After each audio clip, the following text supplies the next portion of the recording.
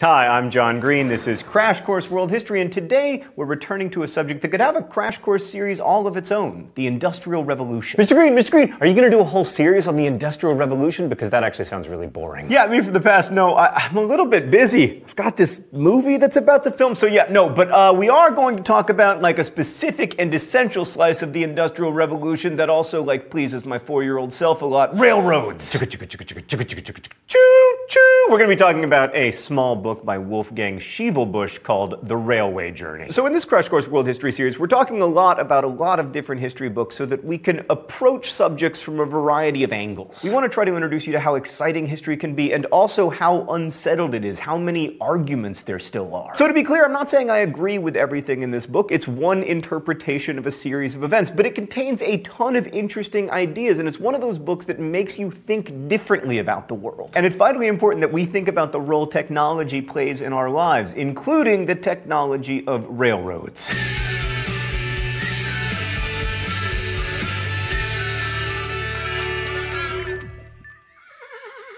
So railroads were these big, loud machines that people hadn't seen before, which makes them a pretty good metaphor for industrialization. Also, since not everyone worked in factories, railways were one of the few places that both middle and upper class people came face to face with industrial machinery. You know, if you were a factory worker, that stuff was around you all day, every day, slowly killing your soul. But if you were, say, a mortgage broker, your work life hadn't changed. It's not like you had a computer. But the presence of railroads reminded you that you were in a different world from that of your parents or grandparents. It wasn't just locomotion, though. The railway itself changed the idea of an industrial machine to include its surrounding infrastructure, right? You needed rails and these huge engines. You needed timetables and organization. That encompassed everything that industrialization was about. And since railways changed the lives of middle and upper class people who tend to write a lot, we know a lot about them. And the change was definitely seen as radical. For instance, the phrase annihilation of time and space was a pretty popular one when talking about railways. This wasn't just a fancy way of talking about how railways sped up travel, but also the way that the railroad destroyed traditional relationships with nature. I mean, sometimes nature was literally annihilated, as when tunnels were cut through hills and depressions were graded to make the railroad as straight as possible, as if drawn with a ruler. But railroads also shaped space and time in a manner totally unprecedented in human history by, for instance, speeding up travel times, which shrunk the world. And then they expanded space by creating suburbs and new towns. In a positive development for 99% of the population, railroads changed space too by opening up previously inaccessible, like, vacation spots of the wealthy. Then the wealthy migrated further away to places only accessible by air travel, like, I don't know, Ibiza. But now Ibiza's full of Eurotrash because of inexpensive airlines. Where will the 1% vacation? Poor rich people. They had to go to the Hamptons, which aren't even that nice. They're just really expensive. And then there's the fact that railroads literally changed time, or at least created the standardization of time. Like, before railroads, time in London was 4 minutes ahead of Reading and 14 minutes ahead of time in Bridgewater. Then in 1847, the Railway Clearinghouse, an organization established to regulate rail travel, established Greenwich Mean Time as the standard time on all rail lines. And in 1880, it became the general standard time in England. So to be clear, time as you know it is about as old as the oldest living person in the world. But the most obvious way that railroads changed things was travel. Until railroads, all travel was powered by muscles, either animal or human, so we had a sense of distance as defined by fatigue, like when your horse died, you had gone a long way. Or your horse, like, sprained a leg going down a hill and you had to shoot it. Point being, for 250,000 years, all power was muscle power, and unless you could, like, ride a cheetah, you weren't going to go faster than about 20 miles per hour. So babies could go really fast because they can ride cheetahs, but adults, there's no way. Cheetahs weigh like 20 pounds. As Thomas de Quincey put it, when we are traveling by stagecoach at the rate of 8 or 10 miles an hour, we can understand the nature of the force which sets the vehicle in motion.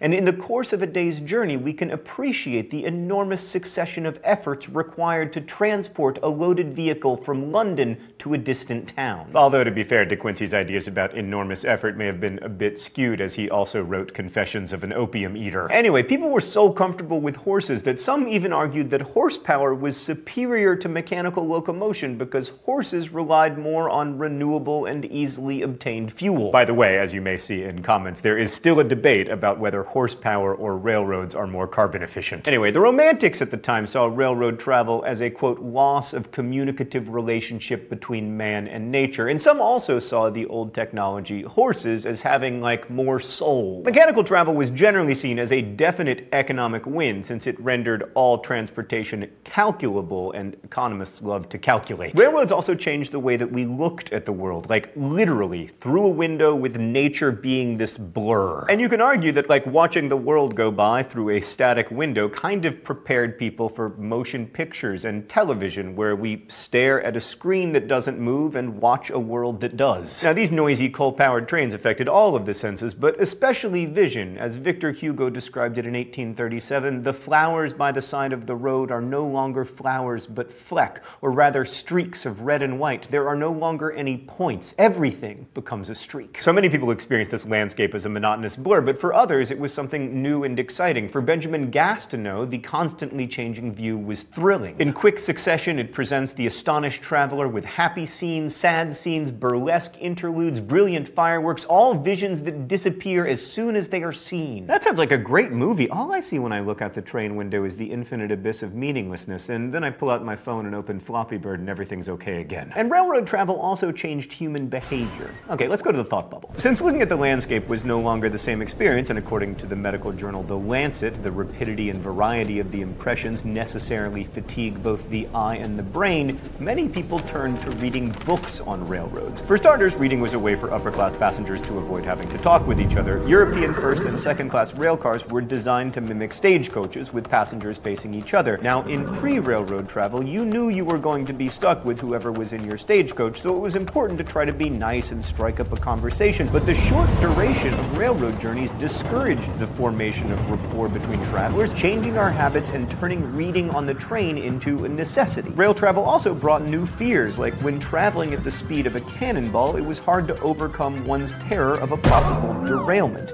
As Thomas Creevey put it, it is really flying, and it's impossible to divest yourself of the notion of instant death to all upon the least accident happening. So that's why I'm afraid of flying. And to be fair, railway accidents were common enough that physicians began to document cases of railway spine, a condition suffered by people who'd come through railway accidents with complaints of pain, but few or no signs of physical injury. By the end of the 1880s, however, railway spine gave way as a diagnosis to traumatic neurosis, reflecting new ideas in psychology. Eventually, pathological explanations for what looks a lot like nervous shock slipped away, and only the psychological ones were left. Thanks, Thought Bubble. So new technologies often bring new anxieties, because change is terrifying. Remember how the internet was going to bring an end to reading books? Remember how e-learning was going to replace classrooms, and there were going to be all of these e-teachers who would replace your real teachers? But yeah, no, it turns out that real-life teachers are pretty great. Like Heinrich Heine wrote that railroads produced, quote, tremendous foreboding, such as we always feel when there comes an enormous and unheard-of event whose consequences are imponderable and incalculable. Fortunately, our new industrial worldview associated change with progress. Like this notion that humans move forward, that children will have a better life than their parents did? That's new. It's time for the open letter. But first, let's see what's in the globe today. Oh no, it's change. I hate change. An open letter to progress. One of the reasons I think we're afraid of change is that change doesn't really mean progress. For the vast majority of human history, the lives of children could be much worse than the lives of their parents. It depended on disease and weather and kings, mostly on disease and weather. There was no idea that moving forward also meant moving up. And I would argue that certainly innovation has given us much to be grateful for, but there's something to a reluctance to change. I love you, progress, and you have given me much to be grateful for, but a gentle reminder, change doesn't always mean progress. Best wishes, John Green. So as Shivelbush puts it, new modes of behavior and perception enabled the traveler to lose the fear that he formerly felt toward the new conveyance. The sinister aspect of the machinery that first was so evident and frightening gradually disappeared, and with this disappearance, fear waned and was replaced by a feeling of security based on familiarity. That sounds precisely like my relationship with a phone that always knows where I am. New technologies often change the way people live and perceive the world. Like one example would be made the printing press. It made knowledge and information available as never before, but it only really affected a small segment of the population, at least initially. Industrialization was different in that it had a profound effect on large numbers of people in a very short time, and since the dawn of industrialization, the pace of this change and the enormity of its impact has only increased like a speeding train, I guess. Except it's like a train that gets faster and faster until it reaches the speed of light. Oh my gosh, what a wonderful idea. Somebody call Elon Musk. So for most of us, the internet is a technology very much like the railroad. Like the railroad, the internet in its earliest stages was both frightening to detractors and exhilarating to its boosters. And like the railroads, it has shrunk the world, enabling me to communicate with you via, the tubes. I don't really know how the internet works. And it's also changed our perception of time. Think about how much sooner you expect a response to an email or a text message versus a letter or even a phone call. Think about the fact that you can order a phone from China and have it arrive at your door in a week, and that still feels like kind of a long time. In the age of the railroads, to get a phone, which didn't exist, from China to Indianapolis would have taken months. To get that same non-existent phone from China to Indianapolis in 1700 would have taken more than a year. And then you turn it on and there's not even a cell network. You're like, this is essentially just a brick. I waited more than a year and I can't do anything with it. And once the battery dies, you're gonna go to plug it in and oh right, there's no freaking electricity. So yeah, the world is different. Now, like railroads, there's plenty of nostalgia about the time before the internet when people supposedly consumed less and talked to each other more because they weren't constantly on their phones. But if railroad reading is any indication, we've been looking for ways to use technology to avoid interacting with each other in real life for a long time. And we shouldn't forget that railroads made travel easier and opened up new vistas and made goods less expensive and brought people closer together. And they also helped create the idea of nostalgia. I mean, without industrial production, the nostalgia for pre-industrial methods of travel and manufacture couldn't exist. One of the best things about books like The Railway Journey is that they help us to draw parallels between the past and the present and get us to focus on overlooked aspects of history, like what it meant for people to ride on trains for the first time. Now, our study of history shouldn't be focused too much on what we in the present can learn from the past, but trying to glimpse innovation and change as those who lived through it saw it, well, I think that can be very useful to those of us living through a new technological revolution. Thanks for watching. I'll see you next week. Crash Course is filmed here in the Chad and Stacy Emig-Holt studio in Indianapolis. It's possible because of all of these nice people who make it, and because of our Subbable subscribers. Subbable is a voluntary subscription service that allows you to support Crash Course directly so we can keep it free for everyone forever. Also, you can get, like, I don't know, Mongols t-shirts, posters, DVDs if you want to support us. Regardless, thanks for watching, and as we say in my hometown, thanks for being awesome. Wait, no, we say don't forget to be awesome.